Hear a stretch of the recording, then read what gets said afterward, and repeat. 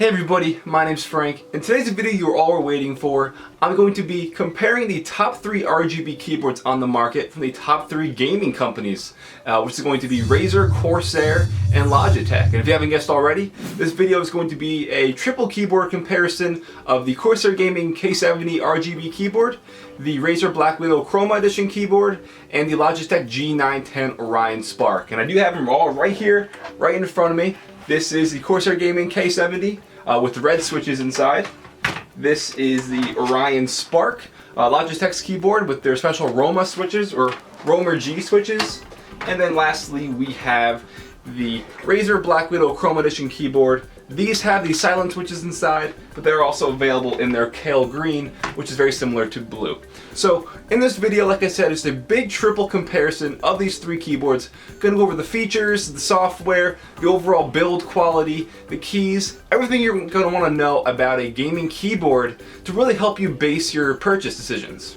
Before we get started, I have done individual reviews on these 3 keyboards, so if you'd like, I'll have them right here for you for a little bit. You can check them out, click on them, open up a different window. So after you see the giant comparison, you can check the individual reviews out if you want. So I have had these keyboards for a pretty long time, and I feel like now, after a month or two, I can give you guys the best review, because after all, you're going to want to know the best keyboard for your money that you can buy, and which one's going to fit you best. Alright, so let's get right into the comparison.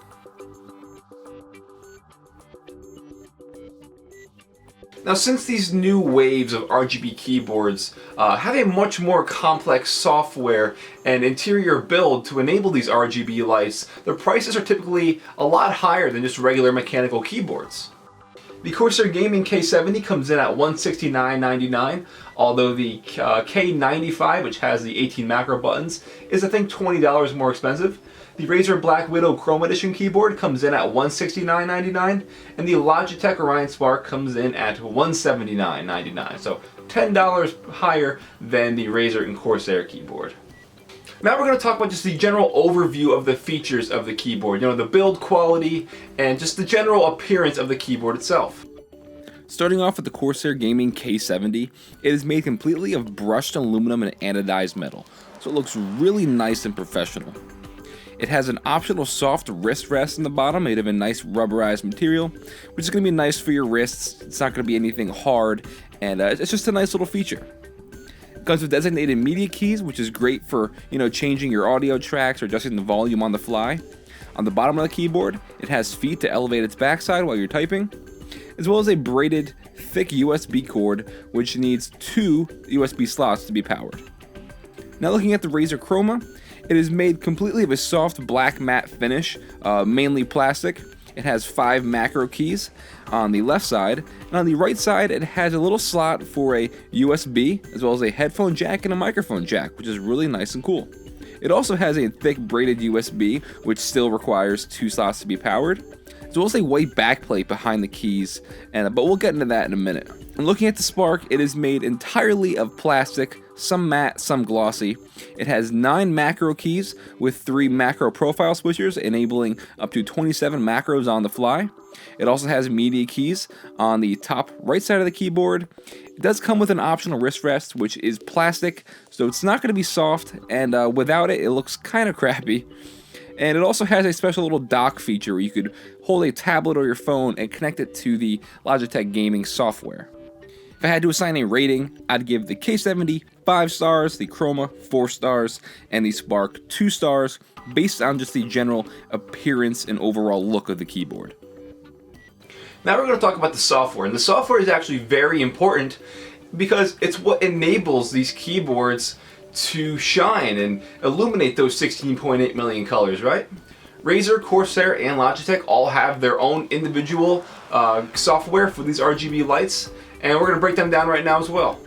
Corsair uses the Corsair Gaming Q software. Now, I'll admit it is very difficult, very intimidating if you're not an experienced programmer pretty much, which is kind of unfortunate because this software can enable you to really program an endless amount of effects and colors into this keyboard. It's just a shame that it's so difficult that the average person can't really use it right off the bat, and the only way you're gonna be able to really learn the software is by spending hours and hours on end, and even then it might be difficult.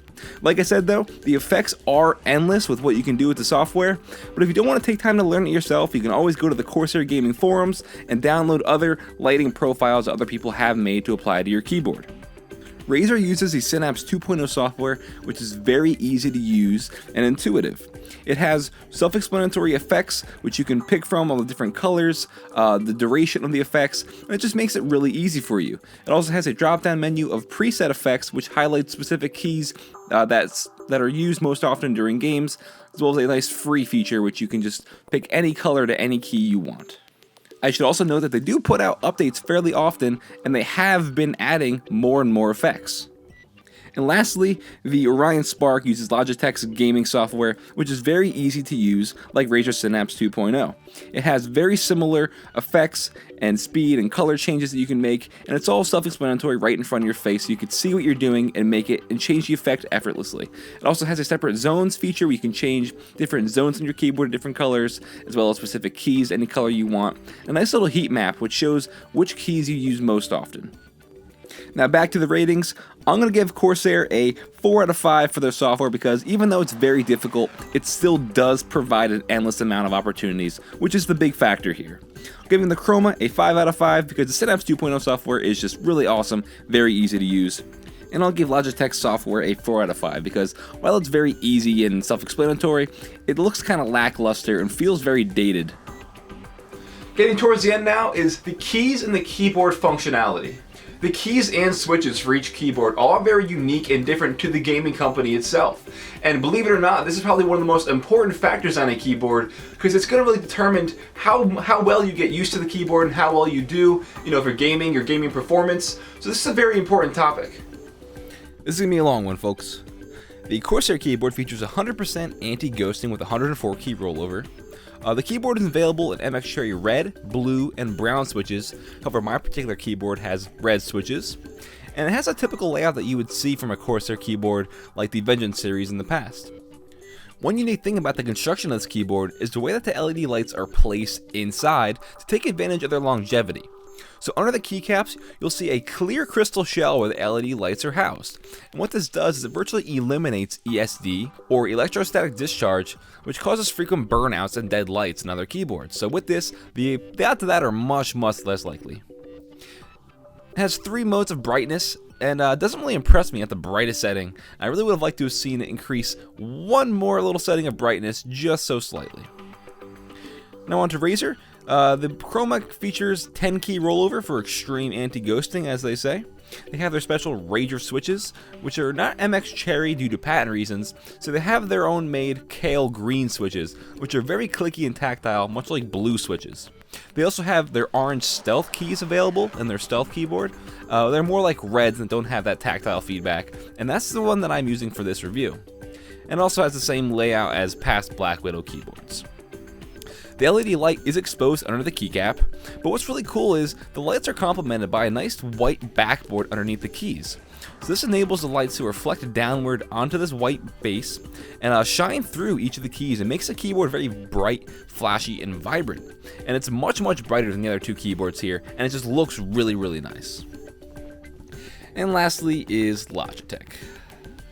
The Logitech keyboard has 125 keys, and like I mentioned before, it includes the 9 back row keys.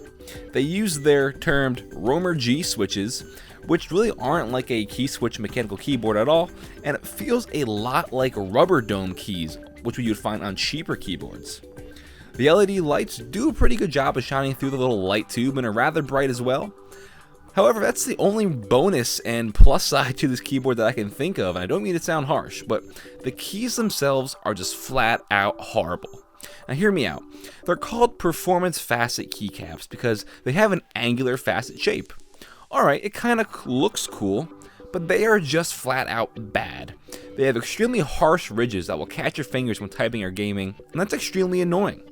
The keys are not even consistent because the left side of the keyboard has 3 angled grooves, while the rest of the keyboard on the keys only has 2 angles. And some keys like Shift and Control are flat, and then the Windows key is randomly convex. What are you doing, Logitech? I just don't understand what's going on here. And the keyboard itself is just obnoxiously large and weirdly shaped, has these unnecessary illuminated lights and a pointless plastic wrist rest.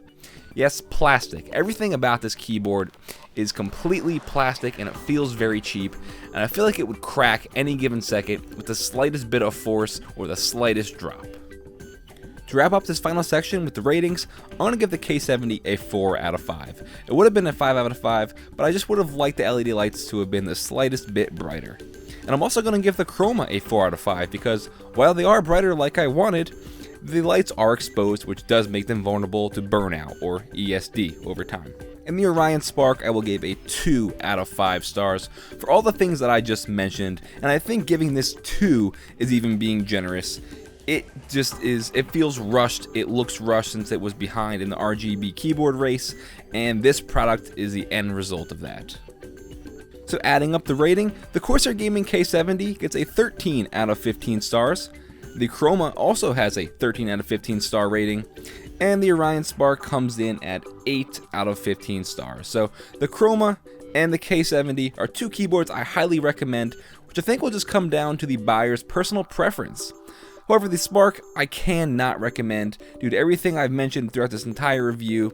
And, you know, I don't mean to bash them, but this keyboard is just horrible. I see they're going for change, something new, but change isn't always good, and that is the case in this keyboard. This is not something that I think they are even proud of. I am a fan of Logitech. I do have a few of their gaming mice. They are great, but this keyboard is not something that I would want to use.